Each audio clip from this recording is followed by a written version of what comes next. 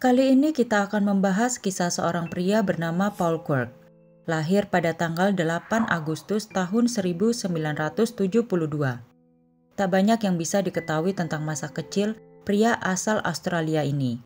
Namun seiring ia bertumbuh dewasa, Paul diketahui punya keinginan besar untuk menjadi seorang tenaga kesehatan yang handal. Ia kemudian menempuh pendidikan kedokteran yang berfokus untuk menangani kesehatan di sekitar daerah kaki atau biasa disebut dengan podiatri. Paul pun berhasil menyelesaikan pendidikannya dan lulus dari La Trobe University pada tahun 2000. Tak lama setelah kelulusannya, Paul memutuskan untuk menikah dengan seorang wanita. Namun pernikahan itu tak bertahan lama karena di tahun 2001, Paul dan istrinya memilih untuk mengakhiri hubungan rumah tangga mereka. Di fase inilah kondisi mental dari Paul Quirk mulai terguncang.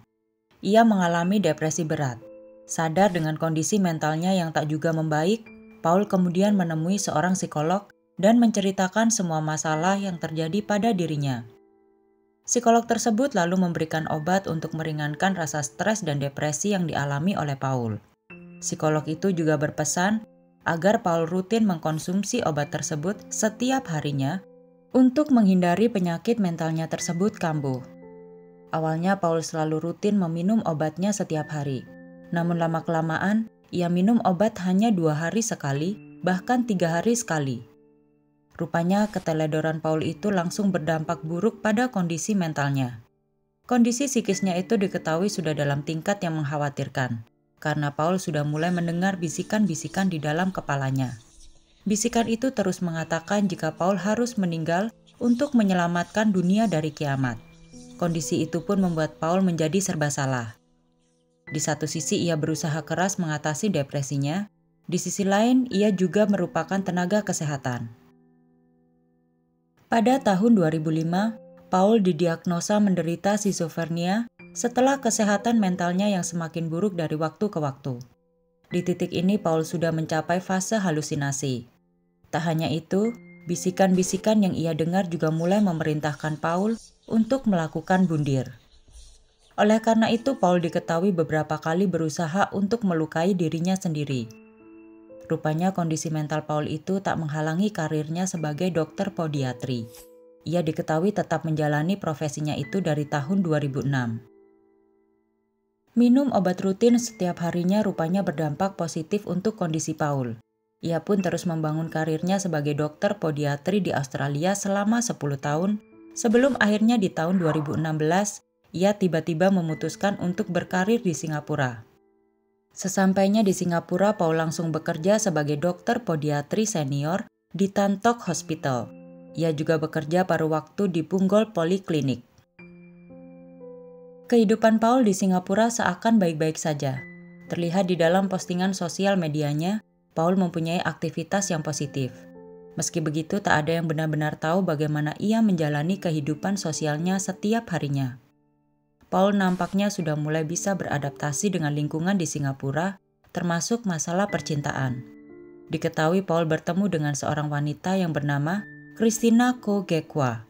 Pertemanan antar keduanya pun dengan cepat berubah menjadi rasa cinta. Mereka akhirnya berpacaran. Christina diketahui merupakan sosok wanita yang berpendidikan. Ia merupakan lulusan dari University of Southern Queensland di Australia jurusan psikologi. Christina bekerja sebagai konsultan di salah satu perusahaan yang berbasis di Massachusetts. Sukses dalam karir tak serta-merta membuat Christina berhasil juga dalam urusan memindah rumah tangga. Ia diketahui telah bercerai dengan suami pertamanya. Dari pernikahan itu, Christina mempunyai seorang anak. Kesamaan status pernikahan itu rupanya menjadi salah satu alasan Paul menikahi Christina. Apalagi Paul juga dengan senang hati mau memperlakukan anak Christina selayaknya anak kandungnya sendiri. Mereka pun akhirnya melangsungkan pernikahan di tanggal 8 Agustus tahun 2017. Kebahagiaan Paul dan Christina semakin lengkap karena tanggal tersebut juga bertepatan dengan hari ulang tahun mereka. Setelah menikah, keduanya lalu tinggal di apartemen Esparina Residence, Singapura. Kehidupan pernikahan Paul dan Christina berjalan dengan baik. Para teman pun menyebut mereka merupakan pasangan yang romantis karena sering mengadakan date night meski sudah menikah. Pasangan ini juga terlihat tak pernah bertengkar. Hubungan Paul dengan anak Christina juga berjalan dengan baik. Mereka akrab selayaknya seperti ayah dan anak kandung. Keluarga Paul seakan menjadi contoh nyata keluarga yang sempurna tanpa kekurangan. Namun di balik kehidupan keluarga bahagia itu, Paul menyimpan sesuatu yang mengerikan di dalam dirinya. Skizofrenia yang ia derita kambuh lagi dengan tingkatan yang semakin parah. Bisikan-bisikan itu juga mulai datang kembali. Satu hal yang membuat situasi ini menjadi menakutkan adalah karena tak ada satu orang pun yang mengetahui Paul sedang berusaha keras untuk mengatasi penyakitnya itu. Puncaknya terjadi di tanggal 2 Januari 2020 lalu. Malam itu Paul dan Christina terlibat argumen tentang jumlah tunjangan yang harus Paul berikan kepada mantan istrinya di Australia. Paul juga sempat mengatakan ia sementara akan pulang ke Australia bersama keluarganya yang kebetulan saat itu sedang berada di Singapura. Argumen yang tak berujung itu pun membuat Paul langsung mengemasi barang-barangnya dan menuju apartemen tempat keluarganya tinggal. Hal itu tentu saja membuat Christina sangat marah. Kemarahan itu agak mereda saat Paul mengiriminya pesan singkat yang berisi permintaan maaf telah meninggalkannya di tengah argumen mereka.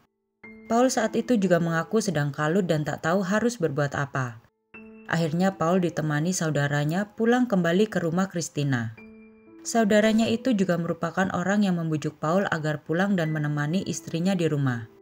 Setelah itu Paul akhirnya membatalkan niatnya untuk pulang ke Australia. Ia memilih tinggal di Singapura bersama Christina dan anaknya. Sedangkan keluarganya telah terlebih dahulu pulang ke Australia. Pagi harinya Christina berniat untuk berbicara kembali dengan Paul tentang argumen mereka semalam dengan harapan menemukan kesepakatan antar keduanya.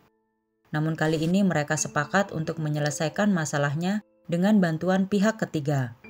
Mereka kemudian mengunjungi pusat spiritual Katolik untuk berkonsultasi. Saat berada di tengah sesi konsultasi itu, Paul kembali mendengar bisikan dalam kepalanya yang mengatakan agar ia harus segera mengakhiri semua ini untuk menghindari hal yang lebih buruk terjadi. Bisikan itu terus terdengar oleh Paul, walaupun bagaimanapun ia ingin menghentikannya. Sesi konsultasi itu pun berakhir tanpa solusi apapun. Dalam perjalanan pulang dari sesi konsultasi itu, Paul kembali mendengar bisikan. Bisikan itu mengatakan bahwa Christina adalah iblis yang harus dimusnahkan demi tercapainya keseimbangan dunia. Tak hanya itu, Paul kemudian juga mulai berhalusinasi. Saat di jalan ia melihat seseorang yang sedang jogging menggunakan kaos yang bertuliskan finisher. Dalam penglihatan Paul kalimat itu menjadi finish her, yang berarti habisi dia. Semua hal itu dirasakan Paul tanpa sepengetahuan Christina.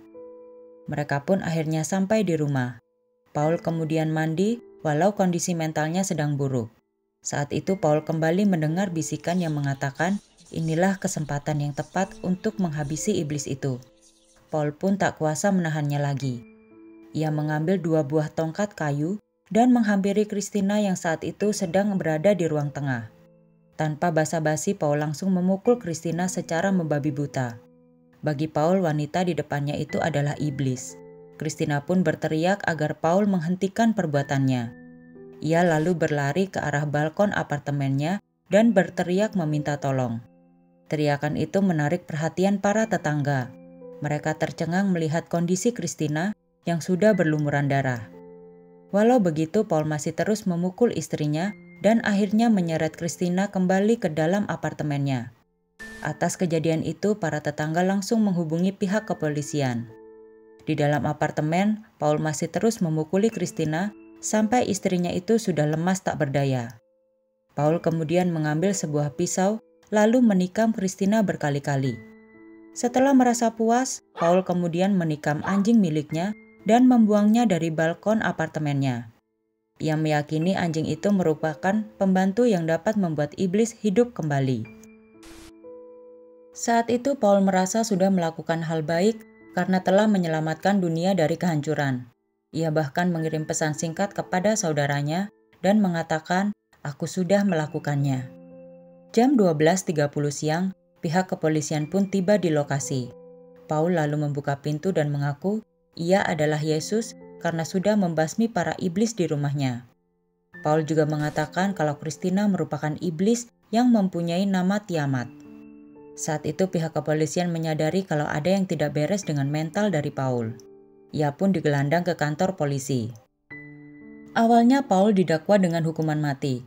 Namun hukuman itu diturunkan menjadi penjara 10 tahun dengan alasan kondisi mental Paul yang terganggu menyebabkan ia tak sadar dengan apa yang ia perbuat.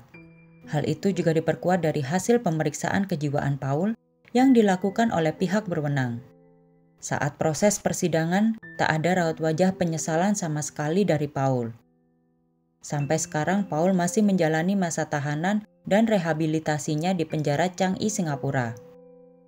Anak dari Christina yang saat kejadian sedang berada di sekolah, kemudian mengajukan pengguguran nama Paul sebagai ayahnya.